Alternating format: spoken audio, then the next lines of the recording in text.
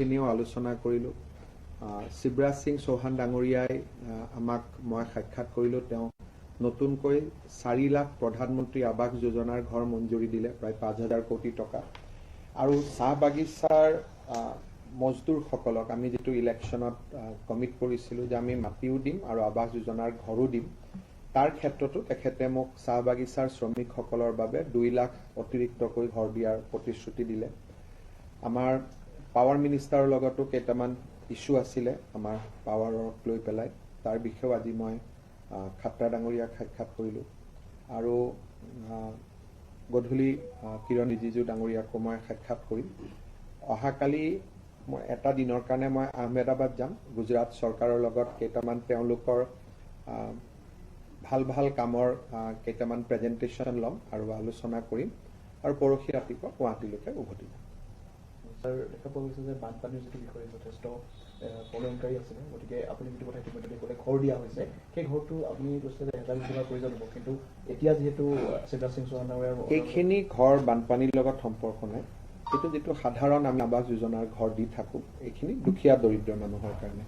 কিন্তু বানপানীৰ যিটো ক্ষতি বা ঘৰ পুনৰ সংস্থাপন, এই পুঁজিখিনি গৃহ মন্ত্ৰালয়ৰ পৰা আহিব, আৰু সেই ক্ষেত্ৰত অমিত শ্বাহ ডাঙৰীয়াই আমাক পৰ্যাপ্ত পুঁজি যিমানখিনি মোক লাগিব সেইখিনি দিয়াৰ তেখেতে প্ৰতিশ্ৰুতি দিছে।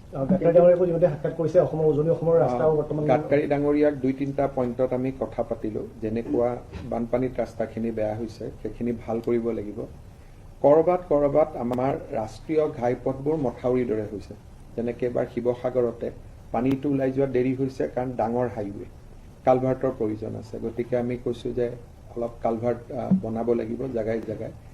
তাৰপিছত তেখেতৰ লগত কাজিৰঙাৰ এলিভেটেড কৰিডৰ, টানেলৰ টেণ্ডাৰ ওলাব খুব সম্ভৱ সোমবাৰ বা মঙলবাৰে, বিশ্বনাথ আৰু গহপুৰ আৰু গোলাঘাটৰ।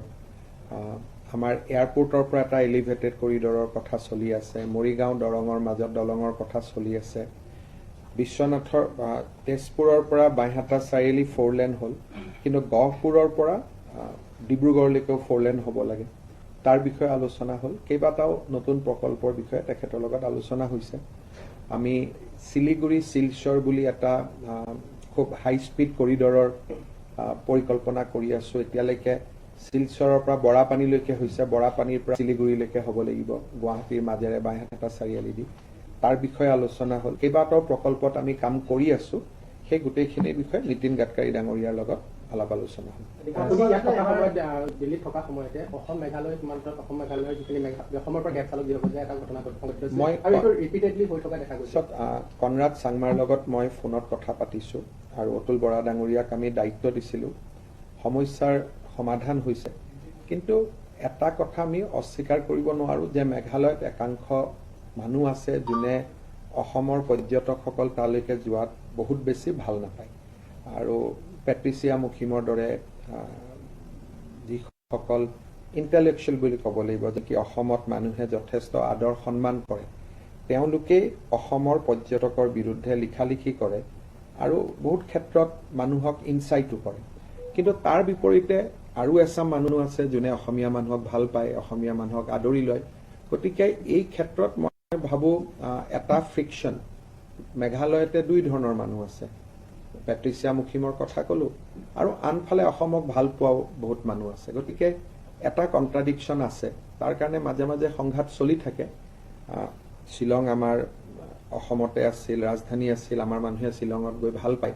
কিন্তু মই ভাবোঁ যে লাহে লাহে আমি পৰ্যটকৰ কাৰণে ডিফু, হাফলং, উমৰাংচু, এই ধৰণৰ অসমৰ যিবিলাক বহুত ধুনীয়া জেগা, এই স্থানবিলাকো আমি ডেভেলপ কৰিব লাগে। আৰু আমাৰ যিসকলে পৰ্যটন খণ্ডত কাম কৰে, তেওঁলোকে আমাৰ অসমৰ পৰ্যটন ক্ষেত্ৰখন আগবঢ়াই নিয়াৰ প্ৰচেষ্টা কৰিব লাগে।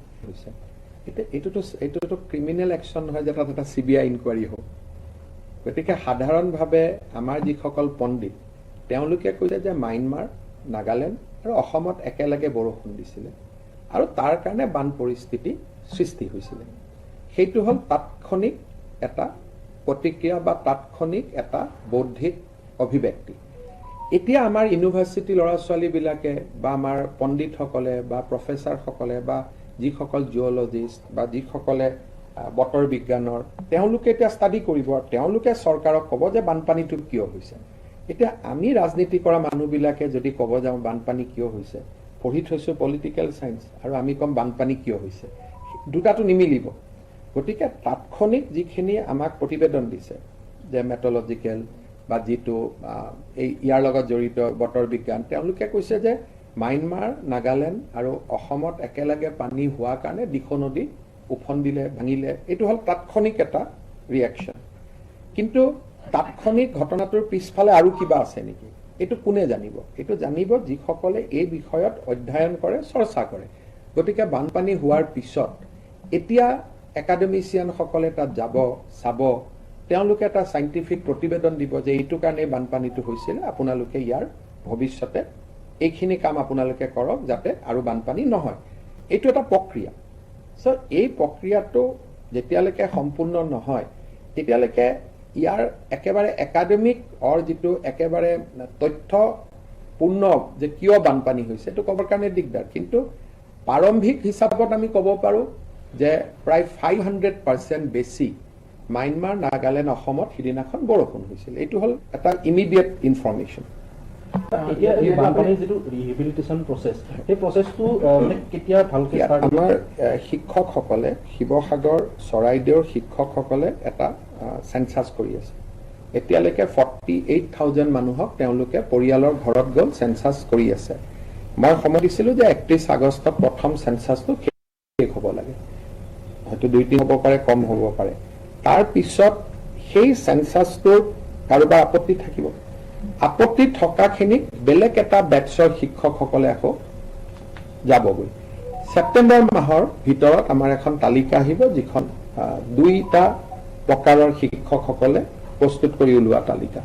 তাৰ পিছত যদি কোনোবা মানুহে কয় যে নহয় মোৰ এতিয়াও আপত্তি আছে, তেতিয়া আমি আৰু তদন্ত কৰিব পঠাম। চ' এই 3টা স্তৰত জৰীপ হোৱাৰ পিছত মই ভাবোঁ যে পূজাৰ আগে আগে আমাৰ হাতত লিষ্টখন পৰিব আৰু তাৰ পিছত আমি তেতিয়ালৈকে মই দিল্লীৰ পৰাও পইচাখিনি পাই যাম।